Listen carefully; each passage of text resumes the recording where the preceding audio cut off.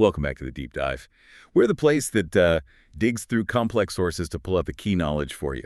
And let's just put it out there, today's topic, farts in space. Yeah. Sounds, well, like a joke? Maybe. But honestly, this deep dive is your shortcut to understanding a biological reality that turns into a really serious engineering challenge up there. It's pretty fascinating, actually, because microgravity forces you to connect basic human functions, sometimes funny ones, with, super precise engineering. Being in a sealed box changes everything. A simple bodily function suddenly becomes a potential hazard. Health, safety, it's all involved. Exactly. So our goal today is to give you that bigger picture. Our sources really break down the physics, the physiology, the safety stuff, all the angles on gas and microgravity. Because, when you're talking about this tiny capsule heading to Mars, managing methane ignition risk, or even just a really bad smell that won't go away, that's not trivial anymore. It's critical. Right. It's maybe the ultimate test case for environmental control systems. Space doesn't just change how gas acts physically. It messes with the astronaut's body, too, how it functions. So what's a fleeting thing on Earth becomes this ongoing atmospheric headache for everyone on board. Okay, so let's start maybe with the cultural side. It's kind of amazing how long flatulence has been, a topic. For commentary, even performance. It all goes way back. We found sources talking about the 5th century AD. St. Augustine apparently wrote about people who could produce rhythmic sounds intentionally, without any smell. Wow. Seriously. As like a skill. Seems like it, yeah. It was recognized as something unique, maybe even a performance back then. Yeah, that definitely continued, right?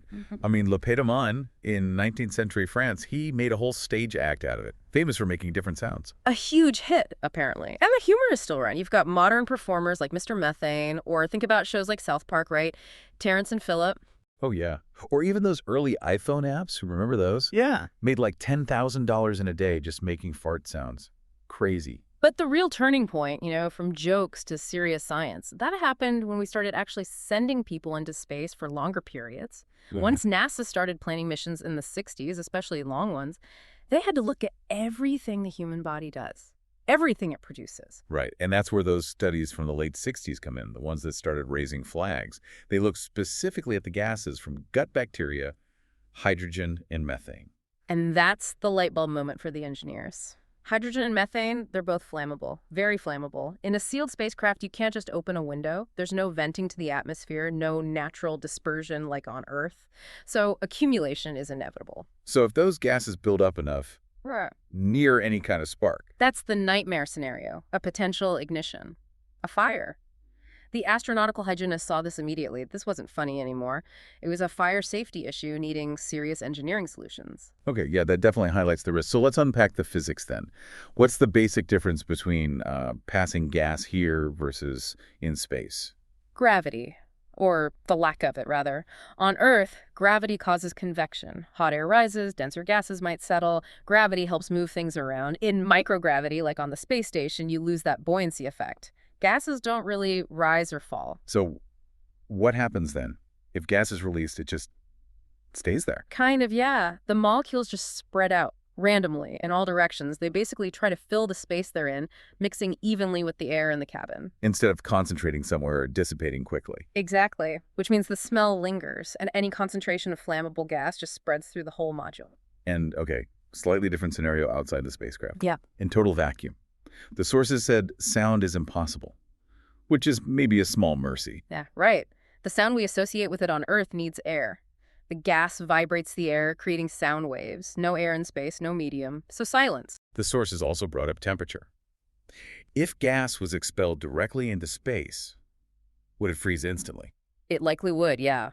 Space is incredibly cold. That gas mixture hits the vacuum, the temperature plummets, and you'd probably get instant freezing or desublimation. Tiny ice crystals, basically. Okay, but back inside the cabin, the reality is less dramatic. Yeah. Maybe just more unpleasant. Yeah. That lack of dispersion means smells just hang around, air quality takes a hit. Oh, definitely.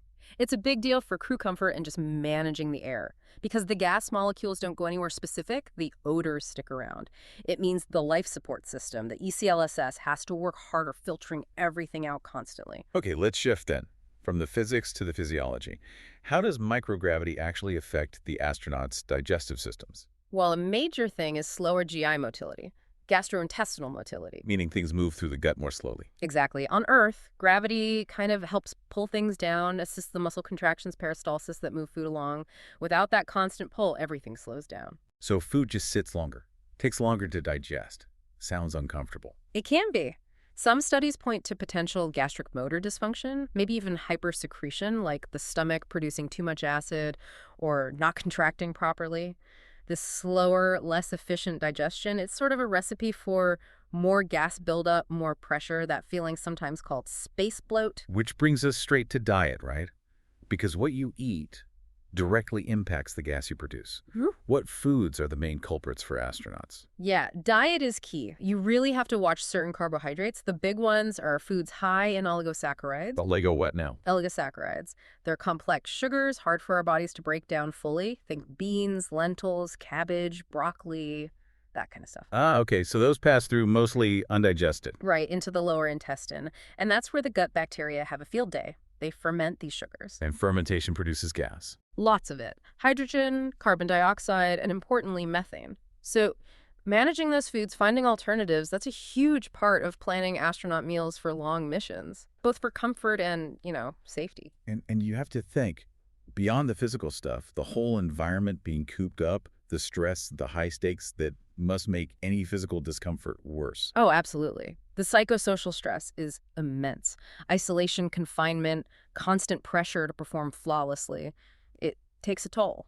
And we know stress directly impacts gut health. It can worsen GI issues, mess with sleep, contribute to anxiety or depression. It's all interconnected. Mental stress makes physical stuff feel worse, and physical discomfort adds to mental stress. So the solutions have to be about more than just filtering air. It's about total well-being. What kind of things are they doing? It's a whole range. For sleep, they use things like actigraphy wrist devices to track sleep quality really accurately, special lighting systems to help with circadian rhythms, and for mental health, meaningful activities are crucial. Things like space gardening have been really popular. Growing plants in space. Yeah, and they're even looking into things like virtual reality, creating relaxing, simulated outdoor spaces to help astronauts cope with being confined for so long. That's clever. But okay, back to the physical risks, the gas buildup. How do they actually manage that from an engineering standpoint, continuously monitoring for dangerous gases? Right. That's where the ECLSS, the life support system, is constantly working. It's scrubbing CO2, managing oxygen, but also filtering out these trace contaminants. How does it filter something like methane or hydrogen specifically? They use specialized filters and catalytic converters. One common approach is catalytic oxidation. Basically, the cabin air passes over a heated material, a catalyst, that chemically breaks down harmful gases like methane or carbon monoxide. And turns them into... Less harmful things. Right. Usually water vapor and carbon dioxide, which the main system can then handle more easily. Impressive stuff. Yeah. But it's not just the machines, right? They're human protocols, too. What are the hygienists looking for? How low do those gas levels need to stay? They use very sensitive detectors, often personal monitors that astronauts might wear. Constant vigilance is key, especially for gases that are toxic, not just flammable. Like what? What are the main worries besides methane? Well, biology produces hydrogen sulfide, which is toxic even at low levels, but you also worry about things from equipment like carbon monoxide or nitrogen dioxide, maybe from off-gassing or tiny leaks. They all have specific, very low limits measured in parts per million ppm. For methane, the main concern is staying way, way below the concentration where it could actually ignite its lower flammability limit. Even a small rise in something like hydrogen sulfide triggers immediate action. So the crew needs training. How to react if there's a spike. How to use protective gear. Absolutely essential. If an alarm goes off, they need to know the procedure instantly. Isolate the area maybe, boost ventilation, use personal protective equipment if necessary. The whole safety culture is built on anticipating these things and having immediate responses ready. Because in that tiny closed environment, a small problem can become catastrophic really fast. Wow. It really has been quite the journey, hasn't it? From Lepedo Man's stage act to the incredibly complex engineering needed to scrub trace gases and prevent, well, explosions in space. It just hammers home that point. Managing human life off-planet means applying serious science to absolutely every little detail of biology. You really can't separate the person from the environment in space. Every single bodily function, no matter how mundane it seems down here, needs a robust engineered solution up there. Yeah. And that leads perfectly into a final thought for you, our listeners, so maybe kick around. We know specific foods, those complex sugars, lead to more gas. We know managing that gas is crucial for safety on long missions like to Mars, and the commercial space sector is growing. So, what's next for customizing astronaut diets? What kind of interdisciplinary work, maybe between molecular biology and food engineering, might we see? Could we actually design foods, maybe modify them somehow, not just for nutrition, but specifically to minimize or even eliminate gas production, to maximize safety and comfort on those really long journeys? That's definitely a big question for the future of space travel. Something to think about. We'll see you next time on the deep dive.